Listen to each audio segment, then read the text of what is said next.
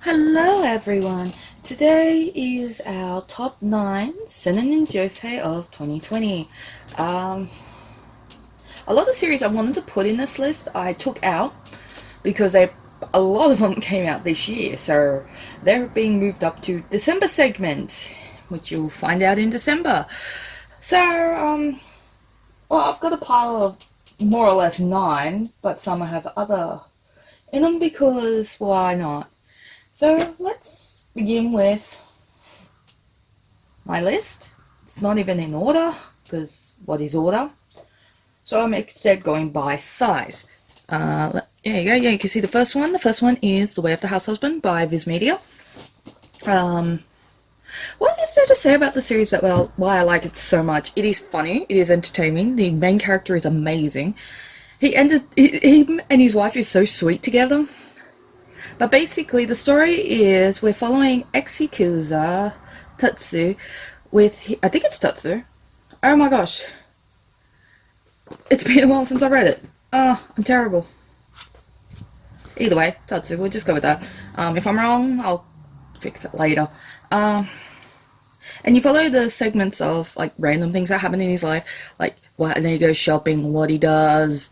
He's running with the Yakuza, and they think, oh no, it's the big bad man again, and then he's just like, oh, let me just fix your shit. And it's amazing. It is really amazing. I find it entertaining. At the moment, there is only 4 volumes out, as you can see. Yeah, I really enjoy that. Really recommend reading it. It's so good. It is so cute. It is funny. It is adorable. Oh, I can go on about how adorable it is all day. Just like the next title. I'm still waiting for volume 4 Omnibus to come out soon, and it's still in limbo of I pre-ordered it, but Kodansha is like, nah. We have Watakoi. It is basically following the relationships of 4 characters, 2 couples, and how they get along despite their otaku behaviors or personally hobbies. One is a video gamer, one likes her boy love stuff. You know, beautiful romance. Love it. There is currently 3 out, but the 4th one is in limbo. Okay, it hasn't been released yet because Kodansha's being stingy. The next, yeah, I'm just going to plow through these. Why, well, I should just be like, why do I recommend it? Let me begin again. Why would I recommend Watakoi as, like, one of my top 9s? It's because it's adorable. It's got romance. It's looking at otaku relationships. And basically the characters just make you want to swoon. The only problem is it's also ongoing. And Kodansha still hasn't released 4 yet. And that's been in the works for a while. So, that's fun. The next one is a series I recently started reading because I keep buying way too many figurines of certain characters from certain series. Let's see if you can see her. No, you cannot see her. She's over there. It's Ram. We have ReZero Chapter 1. Basically, it starts off with Subaru somehow ending up in another world. He's like, how the hell did I get here? Even he doesn't know. And he has a special ability. Every time he's killed, he goes back in time and starts it all over again. Every time he's killed. The first chapter is, like, basically the intro. It's 2 volumes long. There's also a light novel adaptation if you're interested in the light novel version. I'm going to grab myself a duck to hold up my series. There you go. Like that. The next one is 5 volumes long. It is also part of the ReZero universe. I haven't progressed further than this because I'm up to volume 3 and I don't have volume 3 yet. This particular chapter is a butt to get. I'm having difficulties getting... Oh, I should have showed you. Number 2. Chapter 2, A Week at the Mansion, which introduces the characters like Ram, Corkscrew Lolly Chick, Eccentric Baron Lord Dude, cannot remember names, and more about Amelia and Saru. And this one I haven't started at all because I haven't read 3 of that, and therefore I've just started it because the first few volumes, like getting volume 3 for this and 4 is a pain in the buttocks, so is 5. Getting 3, I think, of this one as well is also a pain in the butt. It is chapter 3, Truth of Zero, which is obviously a continuation of A Week at the Mansion and of the ReZero universe in general. As I said, some volumes are a pain in the butt to get. I'm still waiting for volume 3 to be sent. I ordered it ages ago and I'm still waiting.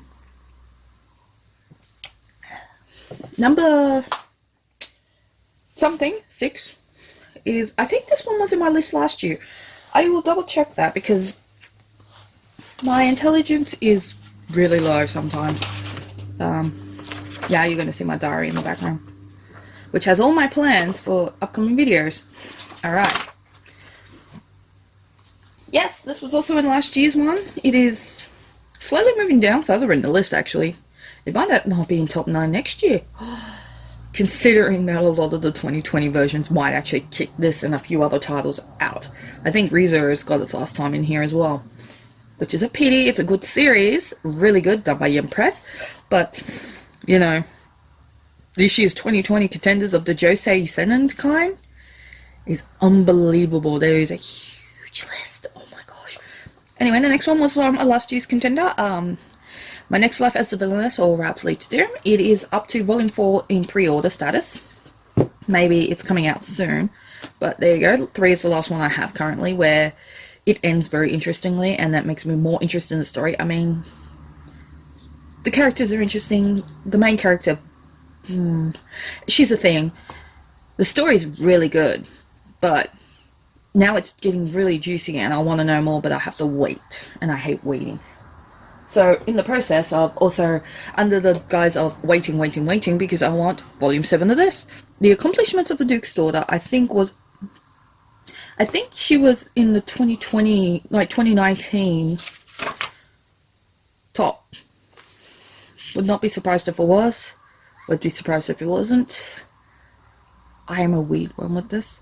So basically, Iris ends up, I think it was, somebody ends up in Iris, the villain of a Ultimate game. And instead of taking, like, the route that she's supposed to in the game, where she's basically banished, it's similar to this one, she goes, okay, can you make me a 5th Lord? That was interesting. And she basically, using her skills as an accountant, she's helping the society she's in, and this gets really good. It's getting really juicy. The pickup of this is insane, and I cannot wait for the next volume. It is so good. It's also another 7 Seas title. Surprisingly, this pile is just full of 7 Seas, which is really interesting. Considering, if you know me on Twitter, I gave them a lot of crap over some of their titles because I don't particularly agree with the themes, but to each their own.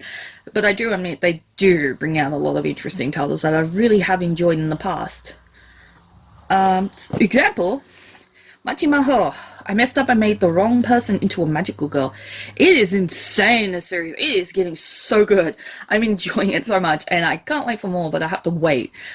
Because, ongoing series. Yay. This is volume 6, the recent one, last one out. Let's cover that up, because that might offend some people. She is literally giving you the bird. It is such an enjoyable series. It's got a bit of, like, fan servicey thing, ecchi, lots of panties and boobs and, you know, big titty monsters type thing. But it is really, really good. It's really entertaining. It's not your typical magical girl series, and I love it for that. Another one is also another 7 Seas title called Galga. It is a 9-volume series, I think, or 9-10. It just finished recently. It's about basically a... Miku. Miku is a... I don't remember the names. She's a gal, basically, for short.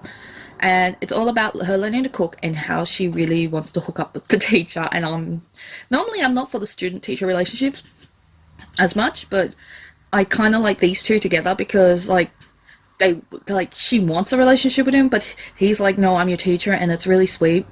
He's, like, trying to help her be a better student. and everything, and then it just makes me so happy because the characters are so warm. They make me feel fuzzy inside. I love it. It's worth checking out if you like cooking mangas and a bit of fan service, but basically really cute characters with a really cute story.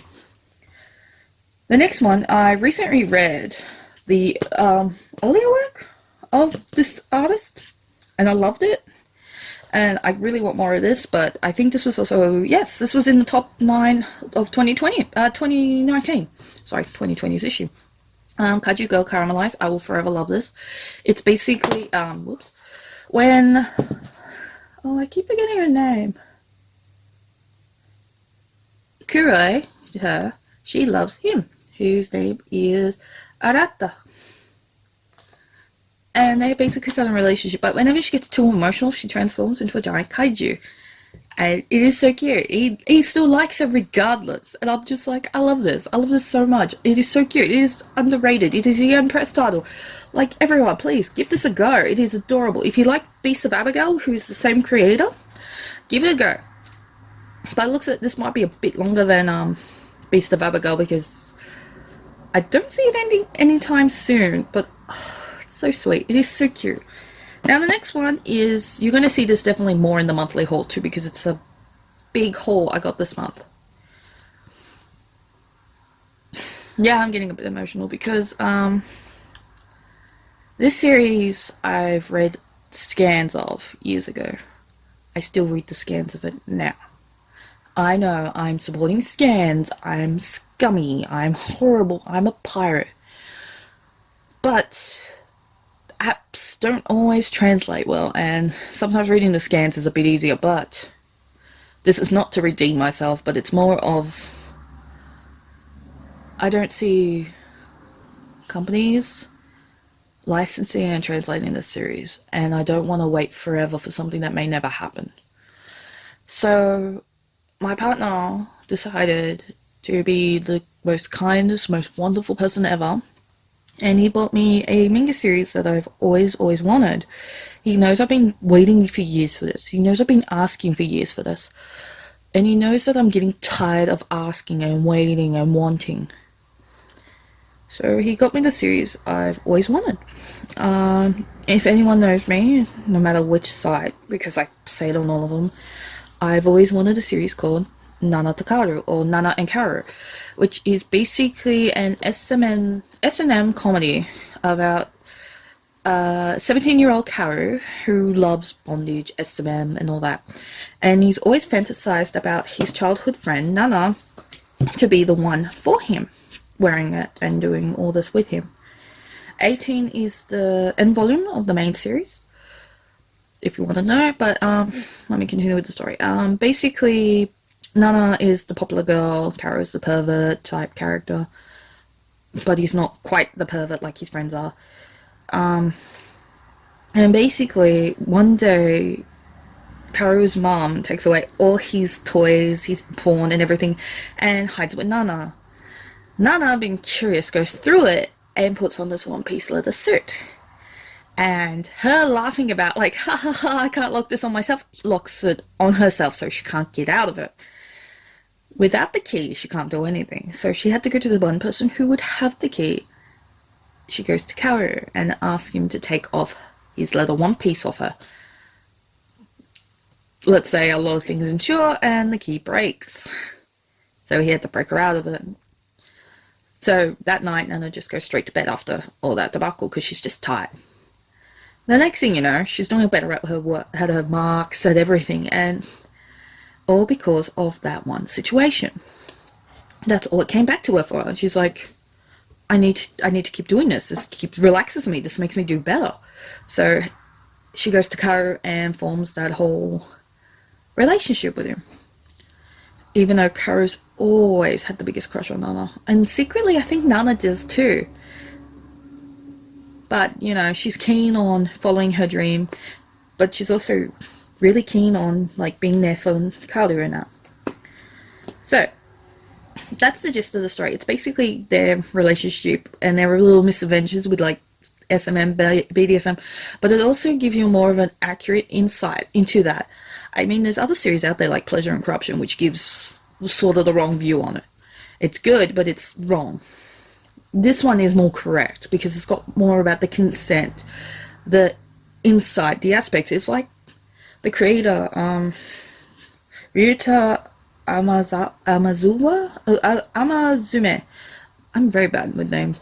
I think he might have actually looked into this, and because it seems like it's really insightful and it's really educational on the whole concept. It's a really good series to check out if you're into it. I wouldn't really recommend it to people under the age of 16 because there is some interesting themes, especially because it basically one point Kaoru goes a bit overboard to help Nana discover the truth about herself, about everything. And it really helps them progress as characters, as people. This manga is basically it's actually, surprisingly, a romantic comedy. It is really good. It is really sweet. It gives you so much insight. It is a lot better than a lot of mangas I've read these days. And this will probably be forever in my, now that I own it and I can show it, it will probably be forever in my top 9 series I would recommend. I might actually have to make this on a very adult video because of some of the pictures I'm going to indirectly show you is not exactly appropriate. I'm not going to show you the back cover of this, but this is the recent series that's being worked on. It is Nanako last year, which is between Black Label and the main series. It is currently at 3 volumes. I think it is ongoing at the moment, so I have to keep an eye on that. And the next one is Black Label. Sorry, Black Label. It is not exactly appropriate. There you go. Da da da. It's not exactly appropriate. It is. This one is based after the main series and is basically after last year. I have read some of this, but this one expands more on Kaoru and Nana's relationship. I'm not sure about that one because I haven't read it yet. I didn't hear about this until recently, so I don't know. I haven't read the scans, haven't bothered with it. But it also reflects on other characters in Kaoru's life, like one of his favorite authors and his relationship with his submissive. And I think it progresses from there. I haven't quite read all the scans on that, but now that I actually have the books and an app that can reasonably translate it, I'll be reading it that way. But yeah, so if you want to give up on waiting for companies to translate manga, go buy original sources, go buy in other languages, just find other ways to support the creator. Don't do a me and delay for years because you didn't want to buy the Japanese, because you didn't know the Japanese and you felt like you would be offending the creator by buying his stuff but not reading it because you can't understand. Don't worry about that. There's apps out there, that's everything to help you be able to understand these all better. Please support your creators. Support the people who make your favorite manga. Heck, even if you have to get it in German like I will with Lovesick Alley, just support them. It means a lot to them to know that people out there will go to any length just to get their stuff. It probably makes them happy too. I mean, I'm happy that I got these now. It's actually pinnacle of my set. But anyway, that is my top 9 Seinen and Josei of 2020. I'm curious about what you guys liked. Like, is there any titles here you particularly like, or is there other titles that I should have mentioned but I didn't? I might have to, ones I will use of if you mention certain series, that it might be in the later video, but that's okay. In the end, a lot of them will pop up in the future. But until next time, enjoy and read all the things. Yay!